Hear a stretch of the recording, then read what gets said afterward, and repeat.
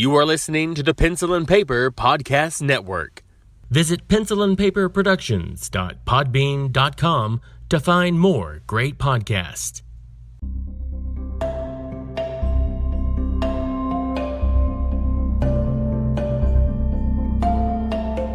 Hello and welcome to As I Recall It, a podcast featuring stories and anecdotes of years past. Did they happen exactly as I said? Probably not, only as I recall it.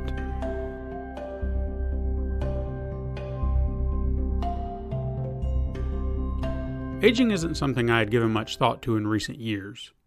As a youth, I can recall numerous times when I couldn't wait to reach a certain age because I would be allowed to do this or that and no one could stop me. Then, once I reached the true adult barrier known as 21, I slowly became less and less interested about how old I was. Now that I've reached 40, I've begun thinking about it again, but from a different perspective. As I mentioned, as a kid, I was eager to grow up, as most kids are. Kids think that all of their problems will disappear once they don't have to listen to their mean old parents. Parents. Pfft, what do they know? I'll show them. Typically, we all stumble with that attitude. I can't speak for my brother since he seemed more focused on his future than I ever was. Once I became a legal adult and wandered out on my own, the reality set in real quick that I had to do for myself. The concept of having to work for money to survive wasn't foreign, but the idea of working at a fast food chain or a factory? No, thank you. But sometimes that's not a choice you get to make.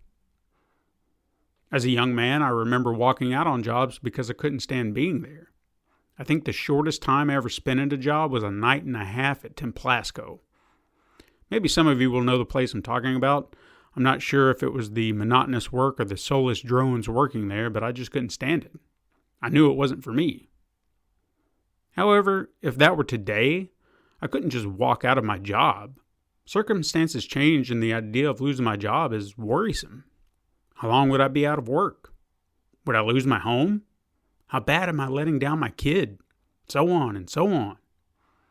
Realizing that perspective changed, I began thinking about others. I remember as a younger man that holidays used to mean more to me than they do now.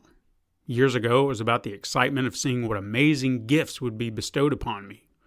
Now, I'm okay if I don't receive a gift at all. I received a pair of socks this past Christmas, and I was perfectly happy with it since it's something that's practical and necessary. Plus, I feel like giving gifts should mean something. Don't do it because you're obligated to. Do it because you want to, and you've put some thought into something that someone really would enjoy. What would be meaningful for someone you care about? To show that your relationship is that important. While on the subject of material goods, it's something I don't think about as much anymore. Younger me had to buy all the movies, all the music, all the video games, and show off all the things he had. Now there are a rare few things I really and truly want for myself. Younger me would have spent every dollar in his pocket no matter what. I had the money, so it must be used. Today, I struggle to consider what to buy with money I've been gifted because I always feel like it could go toward a bill. It has to be paid, right? Now, while I can still get pretty angry about certain things, I've taken note that I've actually mellowed out a bit over the years. Not completely, but there isn't an instantaneous explosion of rage waiting in the wings. I'm sure there are other factors in play with this particular problem, but I think certain things that used to grind my gears, I've kind of softened on. This would be a great time to showcase an example, but none really come to mind. Perhaps I haven't mellowed, which I guess makes it fair to say that I've been hardened by age as well. Younger me used to feel more caring, more trusting. Now I feel everyone has an agenda. If I get a bad sense about someone, I don't want to waste my time on them. My time is precious and I've got better things to use it on. This is also a reason I cut people out of my life.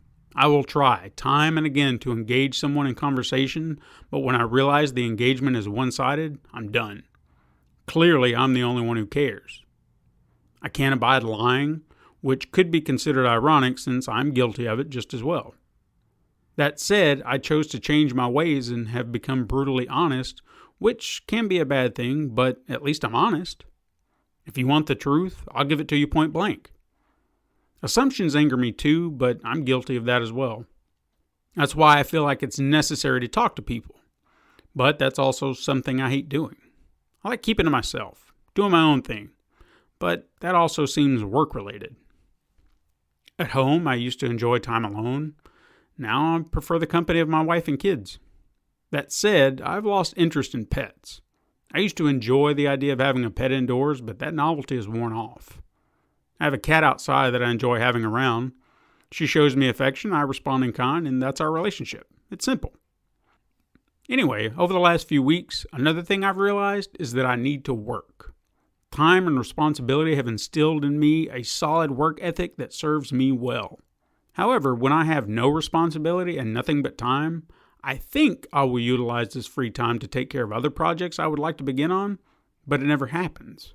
I become this lazy lump of flesh that would rather sit around watching TV than interact with anything else in the world. This realization actually makes me weary about that dream to win the lottery. I know what I think I would do, but I'm afraid of what I would do. When I think about things that have happened 20 years ago, it feels like only yesterday. Then perspective kicks in. 100 years from now, when my grandkids or great-grandkids happen to think about me, they may observe the fact that I was one of the people who saw the new millennium. To me, that was a Saturday. When younger people speak of things I remember with clarity as if it was something ancient, it's bizarre. There's a generation of kids out there who only know about the new Star Wars trilogy, that only know about comic book films the Marvel way, that have no idea what Saturday morning cartoons are or what the hell a rotary phone is. It's hard to believe, but all they know is technology as it exists today. What will life feel like in another decade? I'm not sure. Perhaps I'll invest more into my retirement fund. Make a living will and testament, which I really should probably start on soon anyway. Maybe I won't get to see another decade. I don't like thinking about that, but it's always a possibility. I've lost my share of family and friends in 40 years than I ever expected to. I've also gained a number in that time as well, met people who've changed my life in ways I never expected. I do look forward to another 40 years in hopes that I will make it that far. I'm always interested to see what the future holds, not just for me, but for all of us.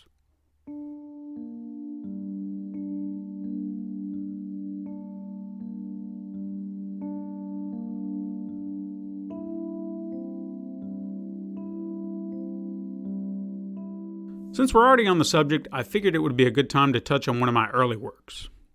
If you recall one of my previous stories, you may remember me talking about my first foray into writing and comics with Stephen's Wacky Maze. You may also remember one of the creatures mentioned in that series that I called a Tazdevil.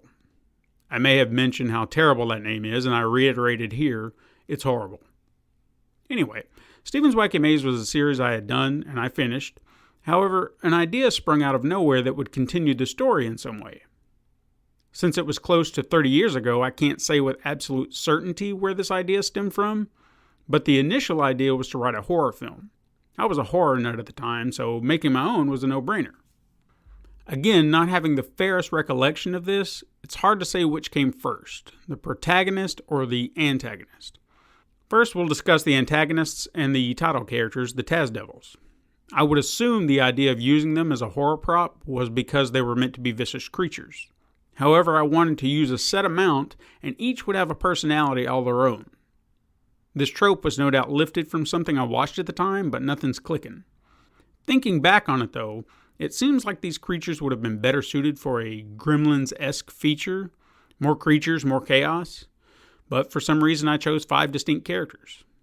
I'm not entirely sure if this was the original concept, since a concept poster found in my book of drawings, number 3, paints a slightly different picture. As I said, 5 distinct personalities were written for the Tazdevils. Looking back over the book, each were returning characters from previous episodes of Stephen's Wacky Maze. First you have the boss, who was just that and no Springsteen, although the narrative feels like that joke would have easily fit into the cheesiness of it all. Next was the boss's girlfriend labeled PMS, something I had completely forgotten I had done. As a 12-year-old boy in the early 90s, I didn't know any better, and the concept I had for a woman with an attitude came with only that assumption. Then there was Spike, who was just a friend, and he had a brother named Mouth. Spike had spikes, obviously, and Mouth had a big mouth full of giant teeth. Finally, there was Cousin Hunger, who was meant to be the slovenly member of the bunch. Then we have the protagonist. I think if I were writing this today, I would have chosen completely new characters, just like my approach to the creatures. However, because the Stephen character was already associated with him, I chose to use him in the story. That said, the story was meant to center on his son. The year was 2020. In what could be considered an alternate universe, Stephen had given up the superhero life at some point, with hints that something had happened to all of his friends. However, feeling a sense of responsibility, he became a different kind of hero and worked as a police detective. His son, aptly named Junior, was told of his father's exploits when a son of a former enemy surfaces in his life. The enemy was nicknamed Rags, so obviously his son was Dish Rags. I honestly have no idea why I did this. It just happened. Anyway, Dish Rags overhears the tale, finds his father's magic book and wand, and revives the Taz Devils to wreak havoc. Looking back on the narrative, it's a very empty and hollow tale. Things just happen with no rhyme or reason. We're introduced to Junior and his father. Dish Rags revives the Taz Devils, who then start random acts of murder. Dish Rags seems to regret his decision, but still makes more Taz Devils to aid the chaos. Then he asks the boss to kill Junior, which leads the boss to realize Stephen's still alive. Stephen's old teammate Lance appears randomly to assist his friend when the Taz Devils come to kill him, because why not? Even more random is the reemergence of Shadow and Mirror, who were evil versions of Stephen. They begin helping Stephen and Junior. They fight, they win, the end. It's an embarrassment, really. Despite that, this story is my first film comic, a term I used to indicate an idea I had for a film, but used the comic book format to write it that way. I treated these stories as if they were actual films and would even give them credits. This format stretched out into other forms of stories, not just horror. Horror was just what got me started. I had so many film ideas that I created more concept posters for than I ever wrote stories for. I swear the Canon people would have banked off me for ideas alone.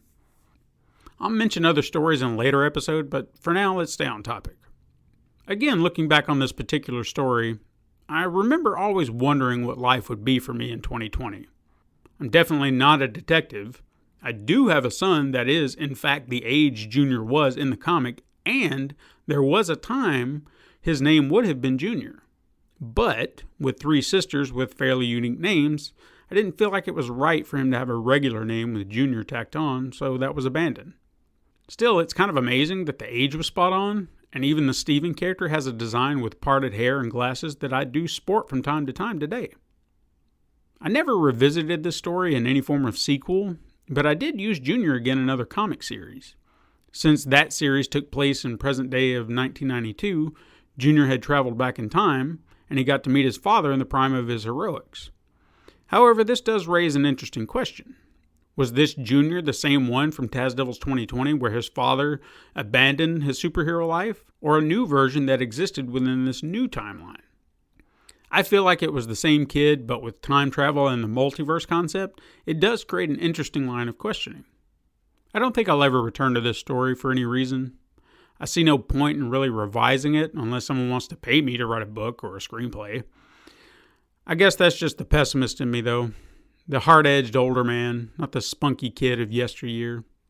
However, in any case, it is fun to look back and reflect on what was and what could have been. I finally made it to 2020. I wonder what the future holds now.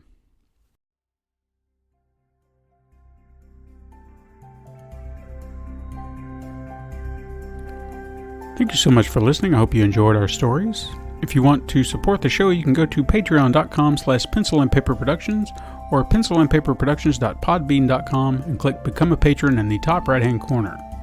Remember, you can tell your friends to find us on the Pencil and Paper Podcast Network, found on Apple Podcasts, Podbean, Spotify, Google Play, Stitcher, or wherever you find your podcasts, and even youtube.com/pencilandpaperproductions. Thank you so much for joining us, and I hope you'll join us again next time for more stories.